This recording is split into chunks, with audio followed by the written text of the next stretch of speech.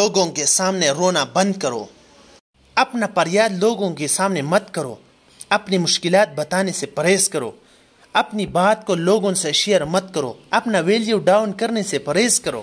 20% لوگ ایسے ہیں جن کو آپ کی تکلیف سے پرابلم نہیں ہے، 20% لوگ خوش ہوں گے آپ کو تکلیف میں دیکھ کر۔ تو پھر فریاد کس لیے؟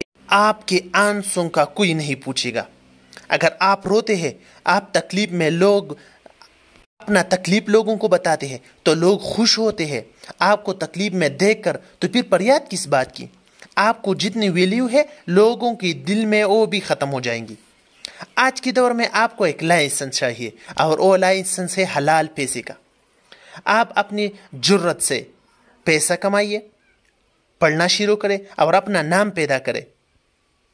اگر آپ کے پڑھنے کا وقت نہیں ہے تو بازار میں قہوہ بیچنا شروع کریں۔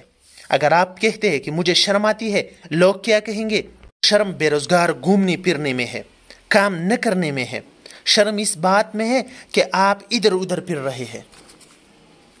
اگر آپ کو بزنس کی کوئی آئیڈیا نہیں ہے تو قہوہ بیچنا شروع کریں اور مارکیٹ کے حالات کا پتہ آپ کو خود چل جائے گا۔ شرم اس میں نہیں ہے کہ آپ بازار میں قہوہ بیچتے ہیں، اس میں کوئی شرم نہیں ہے کہ آپ کے پھلوں اور سبزیوں کی ریڑھی ہے۔ شرم اس میں ہے کہ آپ دوسروں کے کام آ سکتے ہیں، نہ خود کے کام آ سکتے ہیں۔ آج کل گرمیوں کا موسم ہے، شربت کی ریڑھی لگاؤ، کوالٹی پروڈکٹ لاؤ، لوگ دوڑتی ہوئی آپ کے پاس آئیں گے۔